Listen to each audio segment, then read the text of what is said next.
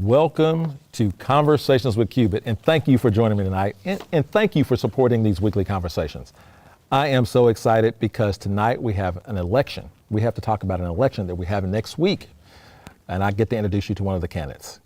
But we will get to all of that shortly. Again, thank you for joining me tonight. Maybe, just maybe, it's your first time joining the conversation, and if so, welcome to the family. And yes, we consider you family. My team and I are excited you found your way here. To our regular and loyal viewers, thank you for all of your words of encouragement in my inbox. Please keep those coming. I love them, I love them, I love them. And we are also live on YouTube as we speak. And you can find all of our past conversations on my YouTube channel. Just look up Conversations with Cubit, and once you get there, please subscribe and hit the like button. Please, we want to increase our viewers on YouTube, so do all you can to help me out. In fact, just go over to YouTube right now. Get off Facebook, go to YouTube. I'm not gonna wait on you, but go. We have some great conversations posted there with some amazing folks. Trust me, you will not be disappointed. But right now, I need you to do me a favor and just share tonight's conversation. Just hit the share button. We need to share this conversation with our community. Don't keep it to yourself, okay? This important conversation is something that you need to share with your entire community. And have you heard of Green Pasture Studios? Of course you have, especially if you're a regular viewer. And we are back inside of Green Pasture Studios tonight. Green Pasture Studios is a movie making machine. They're in the movie making business. That's right, full-fledged movie production, commercials, and they even have a film training academy. They actually teach people of all ages how to work in the film and movie industry, all right here in Oklahoma City. The studio is located in Spencer, Oklahoma, and they give these weekly conversations at home, and I am extremely excited about the nice place we get to regularly broadcast from. So please look them up online. Now, I need to share with you the 3 very simple goals I have for these conversations, and they are very simple, and it's only 3. 1 is I want to add value to my community and to people. And I want to inspire you to believe in what people and communities can become when they're willing to work together. And last but not least, I want you to love people, period. All this means is I want you to be inspired to get useful information. And I want to celebrate individuals, groups, and organizations who are making a positive impact on our community. Every conversation will be about information, inspiration, and hope. Okay? Joining me tonight is Maressa Treat. Maressa is running for Oklahoma County Clerk. She is a lifelong conservative and community advocate in Oklahoma County. I met her when she was the director of state outreach for Senator James Lankford, a friend of mine. And she has worked for the College Republican National Committee and has volunteered for numerous conservative candidates and causes. Maressa is a Christian, wife, mother, and dedicated professional. Faith, family, and service are at the heart of her life. Committed to promoting government accountability and being a good steward of our tax dollars. Please, ladies and gentlemen, help me welcome Maressa Treat to Conversations with Cubit. Thank you so How does that much. feel? You're in the limelight and all of this stuff? Yeah, this is very cool. I've not sat in a real studio and done something like this before. Well, you're Very in a real neat. studio, but you don't have a real interviewer or nothing like that. I think you'll do just fine tonight. You're getting half the treatment Yeah. here. All right, I want to start off with a little fun. I'm just going to give you, so I like to kind of judge my candidates by how well we connect. Okay. How well we agree on stuff. Yeah. All right, so I'm just going to go off the top of my head. I didn't write these down, so you just have to pick. Okay. One or the other. I'm just going to give you a choice. Romance movie, comedy. Comedy. Bang. Okay, you're scoring. See, it's easy. It's easy. You're scoring. I'm not going to sit through a romance movie. Yeah. All right. Okay. Police or fireman? Oh, that's so hard. That's not fair. I love the police officers though, because my uncle is the Cleveland County Sheriff. My grandfather's a retired police officer, and the firemen do an excellent job too. So I'm gonna have to probably go with police officers on that. But don't tell my fireman friends. And your fireman friends are lazy. They're just lazy. I will say I have the support of both. So I'm gonna have to be a bit neutral on that one. But I love firemen when there's a fire. Well, right. Okay. No, that's good. Yeah. Good choice. All right. Is it? Do you call it pop or soda? Pop. Or really, I don't know. I don't really drink it. You don't let your kids have? Well, my daughter drinks Coke, so I guess we just say a Coke. I guess you would say you have pop. I don't know. I guess I would Well, pick some pop. places- I don't know. I feel like this is a and- very hard question. I know, but Water? in Oklahoma, I think you Yeah. would probably find that Most people probably say call pop, it right? Yeah. Yeah. Yeah. Pop. Can I have a pop? Yeah. Pop. And you go these Yeah. other crazy places. They go soda. Right. But I feel like I really have a specific thing. Like I want a Sprite. I want a Coke. Right? Like, Okay. That's you know, that's. I kind of know what I want. I've had people say that it's all Coke, no Oh, matter what it is. Yeah. They call Coke it a Zero. Coke. Okay. Well. Yeah. If it's a Sprite, give me a Coke. Yeah. If Well, it's that's Dr. Pepper, give confusing me a to Coke. staff at the restaurant. Yeah. Take it back. Right. Okay. All right. Truck or car? Car. Although I do like a man in a truck. See, there you go. Yeah. That's real politics right there. That's how you Well, that answer. kind of- That's how you answer. Get everybody. All right. I bought can my go- husband a truck for Valentine's, and he returned it a couple years later. Oh. I know. For a car. Well, you know, we have a family with 3 He children. traded a truck for a car. And we got an SUV. And We were getting along so you know, well too. I know. I don't I like know, the man. I know, All right. yeah. Okay. All right. Let's go. All right. I want to know before we get into kind of the topic of the night. And thanks for playing my silly games, by Yeah, the way. it's fine. But before we get into the topic of the night, tell me a little bit about you. So I am 41. Grew up in Oklahoma City, northwest Oklahoma City. My grandmother managed an apartment complex off 63rd and Meridian. And then we also lived sometimes over off of Hefner and Council. So I kind of lived both places growing up. My grandmother managed the apartment complex, and I bring that up as a really important piece because she taught me how to manage a business. And when she would see, you know, somebody on the street that was needing money or needing food, she would offer them her business card, and if they came to the apartment complex, then she would give them work because they could do, you know, outside work or painting or things like that. So it's a really important part of my life growing up. My dad was a Vietnam veteran. He was disabled, and it was about 3rd grade before the government decided he was 100%. So he had a lot of frustrations with the government, but he had a lot of pride for his country. I actually did a mail piece today because the county clerk's office houses the DD-214s, which is the military discharge papers. Okay. It's an incredible service that not that many people know about. And my dad, you know, the issues and kind of things that he went through in PTSD were a lot of things I lived through too. So that definitely helped me grow up a little bit faster than some. And my mom worked a couple jobs to take care of us during Putnam that City journey. graduate? North. Putnam City North. North, yes, Okay. gotta make all right. sure, yeah. Yeah, got to get Yeah, that. you gotta It's all better Putnam win. City Yeah, for all yeah, of us. yeah. That's right. So I went Putnam City North, then I went to OU, and then I did the College Republican thing when I was in college. I traveled the Northwest. It was a great experience. I got in my car. My grandmother filled it with green beans and beef jerky because part of the thing with the job is if I save money, then I would get like kind of a reward or stipend Really? at the end. Yeah. So my whole trunk and my little blue, you know, Mustang was full of all this green beans and beef jerky because I didn't want to get fat driving either, Right, you know. right. So I got to travel the Northwest by myself and learn how to grow up a little bit and manage my life and books and do some recruiting on college campuses. And then I wanted to serve. I wanted to find a way to serve my country and my community. So when I was at OU, I actually was a part of the Air Force ROTC. That wasn't something that worked out for me. And at that time I thought, well, how else do you serve your country? Right? Like it's supposed to be the military. So you do a lot of soul searching through all of that and praying. And I realized, you know, there's a lot of ways I can serve. And God just opened up a bunch of doors for me. So I've worked in the political space for a very long time. But I also had the opportunity to work for my grandmother's apartment complex doing the bookkeeping. And I worked for the State Chamber of Oklahoma. And in that job, I was able to work with all the local chambers and economic development groups across the state.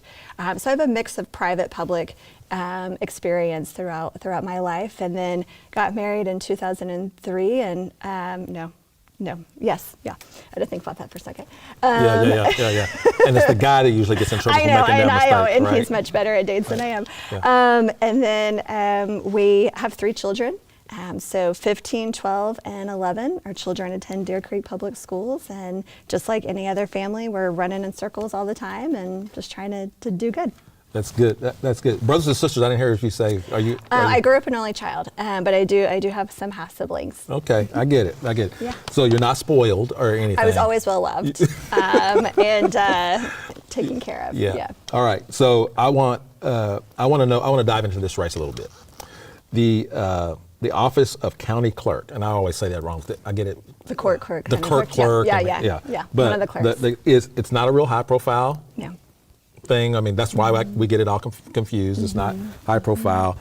Can you give us an idea of what this job, the office, the one that wins this race, what their day-to-day job is going to be? Yeah, absolutely. So I kind of boil it down into a couple quick buckets. The first one is it's administrative. You take care of all of the finances, the payroll, the IT for the clerk's office, and you're the central piece to the entire county, actually. So you work with all the county officials, you make sure that everyone gets paid.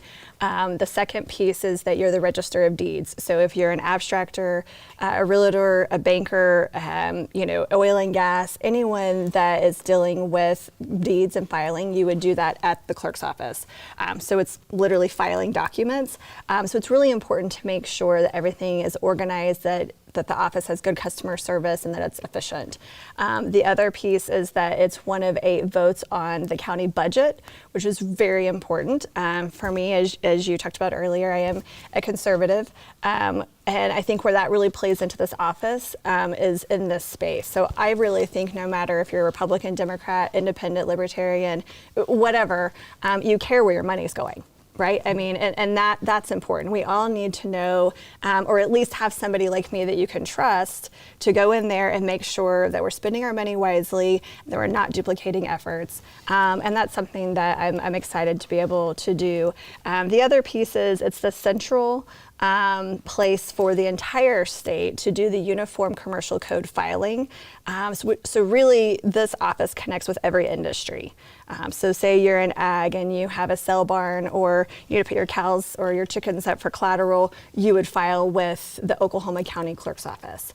So it's very much a behind the scenes office. And then I had mentioned the DD-214s. That's something most people don't know that the office does. And it's something that I would like to highlight. And Mike Willis, who's the clerk in Tulsa, he actually highlights this quite a bit in Tulsa. And I think it's something that partnering with him and other clerks around the state. Explain about that form and that filing. Sure. So and why it's important. Yeah, absolutely. So the DD-214, which is basically your military discharge papers, that document helps your veteran make sure that they can get their benefits. So their VA benefits, their health care benefits, and then for a loved one, when that family member passes, you need that document to do burial. So let's say you have a fire or somebody forgets it, they lose it. Maybe you have a loved one that you've not spoken to in a long time, and you need to go find this document so you can properly take care of them when they pass. Having it at the clerk's office is a really important central place for people to go. And really, I've actually talked to a lot of veterans that they don't realize that they can do that. So in visiting with actually Senator Langford's office and talking to them about how we can partner together a little bit more to notify veterans and their family members that this is a free service. Anytime a veteran or their family member needs the document, you can get it for free too, and it's protected. Nobody can have access to it unless you are the veteran or a family member that has been given permission. That's interesting. I didn't know that. That's good facts to know. All right, so you and I met. We went on a trip, me, you, and Justin King. Yeah. I forgot, it was exploratory, because Justin King and I, we do host a lot of conversations around race relations, and we went on a trip from here to Tulsa to do Black Wall Street. Yeah. We did that together, and we can talk about that. It was an interesting time. It was a good time. We met some people there in Tulsa to have good conversation. But during that ride, I learned that you've been around politics. Yeah.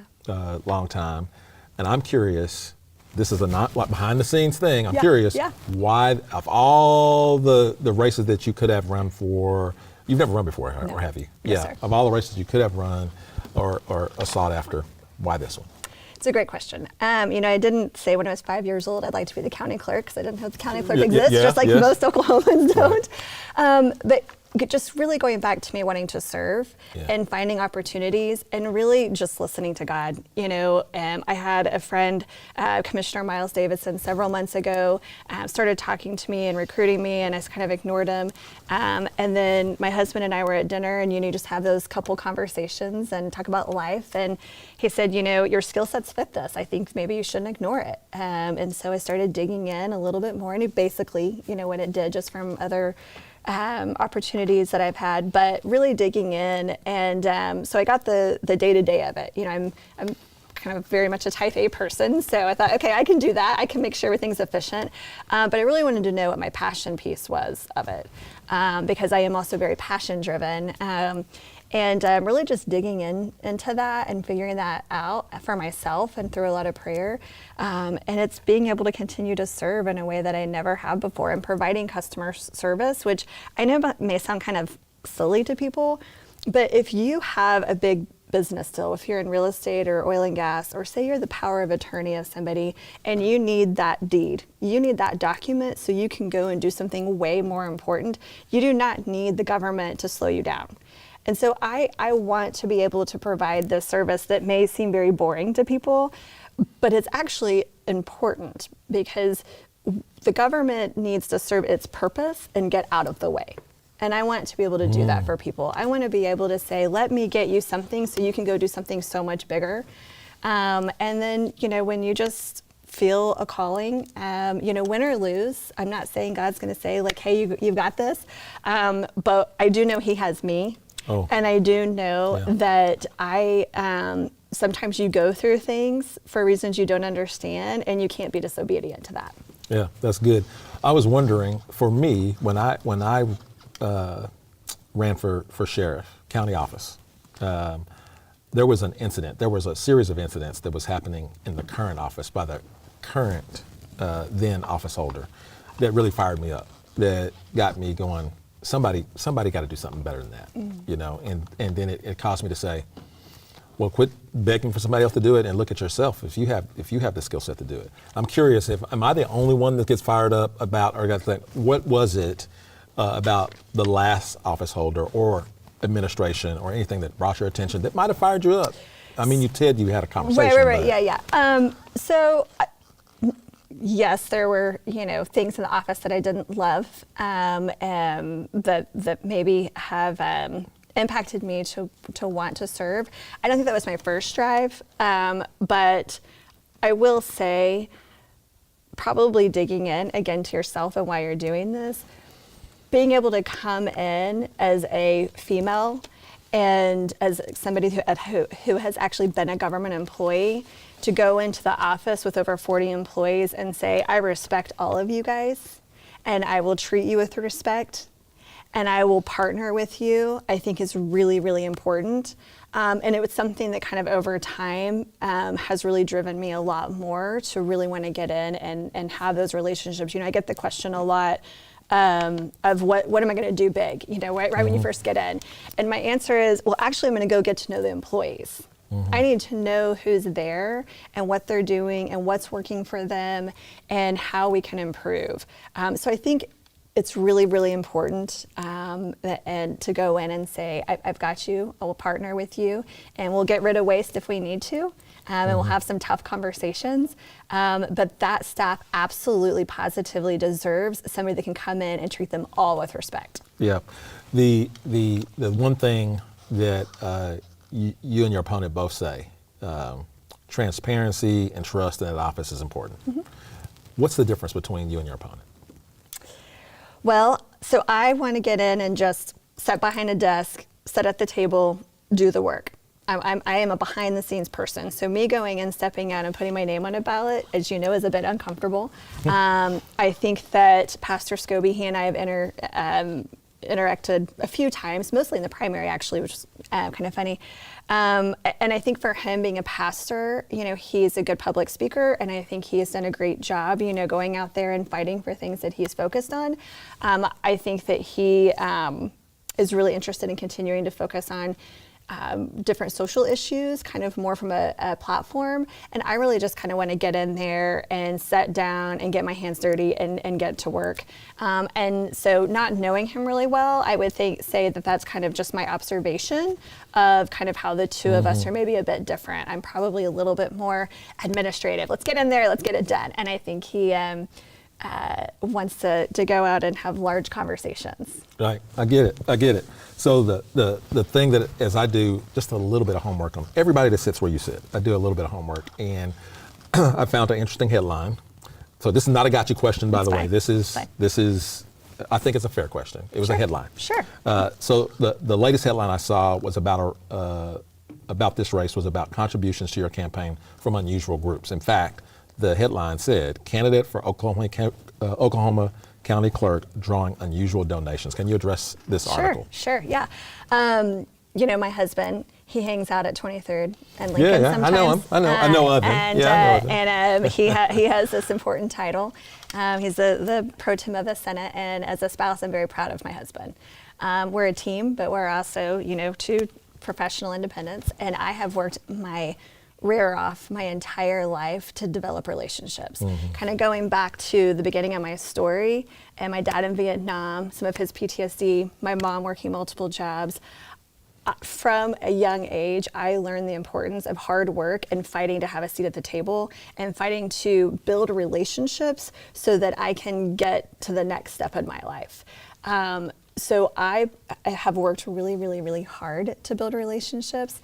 So I've got a lot of donors that are awesome. And I can tell you when that article came out, you get the call before. And so I went through all my list, and I could tell you my relationship with each person. And if I didn't personally know somebody, I knew where that relationship came from, So I'm very appreciative of all the donations that I got. And you go to your network. It was the Cockfighters. It was the Cock. Okay, yeah, I'll just help you out there. It's fine. The weird one. It's fine. Yes. It is a weird one. Okay. But it's relationships. You go to your network, right? And so, I'm going to come to you and say, hey, would you mind giving me a donation? And can you go ask 5 of your friends to help me get a donation too? Or voting too. Can you vote for me and get 5 of your friends to vote? That's just how it works. You go to your network. And I had a really good friend that I asked for votes and donations, and she helped go out to her network, and then I got to have a conversation and with the team and visit with them. And then when they called and said they were going to give me the check, we had a great conversation. They told me that I would do a great job, and that's what you want. You want people to connect you.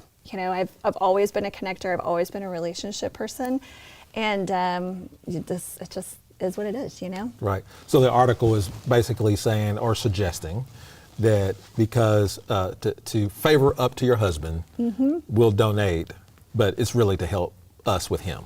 And that's what the article said, yes. That's what it suggests. I don't think it said that. Yeah, but I was reading, I was like, okay, why is this such a big deal? And that's what I gathered. Yeah, it's pretty much what it said. And that's why I went ahead and highlighted, what Greg does. And, I don't know if somebody has other intentions, and I can't control if somebody does. But what I do know is that when people call me, and when they say, Maressa, I believe in you, and I'm going to give you this check, when they show up to my events and they put the donation in, and they are there in person, then I have to believe that I've done something right.